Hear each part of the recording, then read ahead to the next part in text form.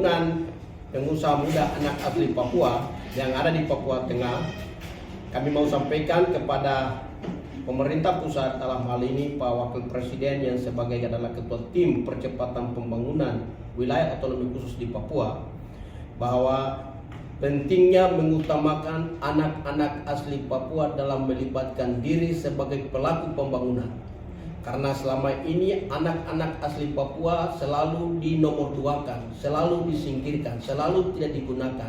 Dan hari ini di jilid otonomi khusus yang kedua, anak-anak Papua, anak asli Papua harus diutamakan, harus dipertamakan, harus didahulukan. Dan mereka harus menjadi garda terdepan untuk membantu pemerintah dalam proses pembangunan di tanah Papua. Sehingga anak-anak Papua, pengusaha-pengusaha anak-anak asli Papua merasa memiliki terhadap bangsa ini, sehingga kita juga turut membendung sekarang konflik horizontal yang terjadi di atas tanah dan negeri ini. Karena kenapa? Hampir 20 tahun yang ada di tanah Papua ini banyak sarjana yang dilahirkan tapi tidak ada lapangan kerja, dan mereka ini mengalami satu proses pengunduran yang sangat luar biasa, dan mereka mulai membangun kelompok-kelompok yang dimana pemerintah pun tidak perhatikan. Pemerintah karena tidak memberikan ruang dan kesempatan kepada orang asli Papua, pemuda-pemuda asli, pengusaha-pengusaha anak asli Papua untuk terlibat secara langsung. Sehingga kami berpesan kepada koordinator Badan Pembangunan Percepatan Wilayah Otonomi Khusus di Papua untuk mengutamakan anak asli Papua. Dan kami minta kepada para gubernur dan para bupati yang ada di Provinsi Papua Tengah, dana-dana royalti Freeport, dana-dana otonomi khusus itu melibatkan pengusaha anak asli Papua untuk merencanakan program yang berpihakannya kepada orang asli Papua, sehingga pemanfaatannya itu berkelanjutan, pemanfaatannya itu dinikmati langsung. Sehingga kami berharap di sini ada kepada pemerintah, dalam hal ini Wapres sebagai Ketua Tim Koordinator Percepatan Pembangunan, dan Papua Tengah Pak Petrus Waine sebagai koordinatornya di Papua Tengah, agar melibatkan semua komponen pengusaha, pemborong, pebisnis, anak asli Papua menjadi orang-orang yang terdepan.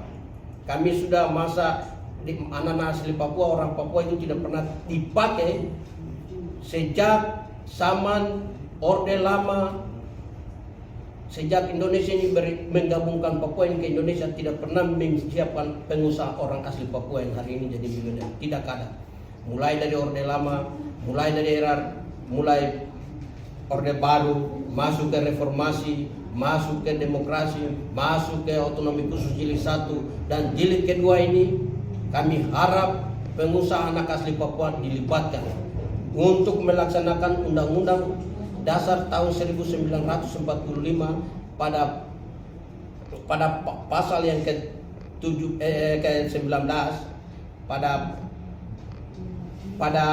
pasal ke-33 ayat ke-4 poin ke-4 tentang bagaimana pengembangan pengutamaan perekonomian yang berkeadilan, sehingga anak asli Papua itu juga mendapatkan keadilan untuk dia bisa berusaha, berbisnis.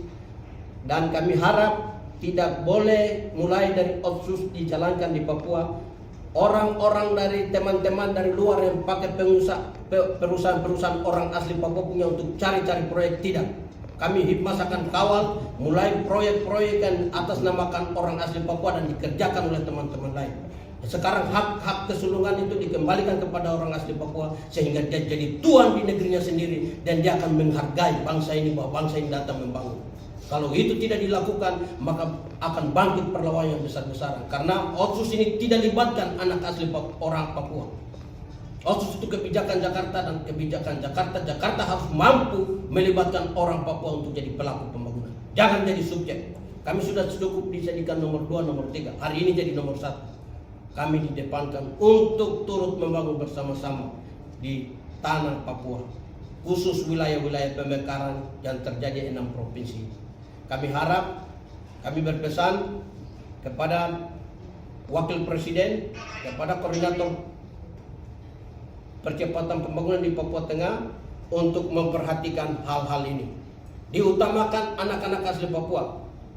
Dan kami akan jejaki dan kami akan kejar mereka yang tidak melibatkan proyek-proyek yang digunakan oleh pemerintah, baik APBD, kabupaten dan provinsi. Kami akan kejar proyek yang beralih pakai pengusaha anak asli Papua Pendama, kami akan list, tidak akan masuk ke kegiatan lelang ke depan.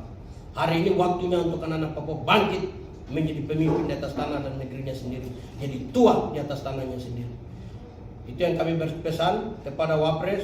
Kami juga dari Papua Tengah besok akan bertemuan dengan pengusaha anak asli Papua di Jayapura. Kami Papua Tengah juga akan masuk untuk memberitakan, menyampaikan, menegaskan bahwa anak asli Papua hari ini menjadi orang yang terdepan, sehingga kita membendung konflik persoalan yang terjadi di atas tanah negeri ini. Kalau dibiarkan maka akan terjadi konflik di mana-mana. Permasalahan bisa kedamaian, ketenangan tidak akan ada.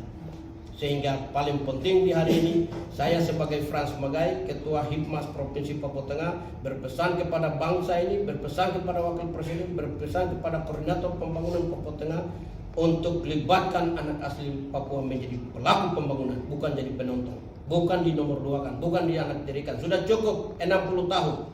Kami sudah 60 tahun selama ini kami tidak pernah dipakai, tidak pernah dipersiapkan oleh negara.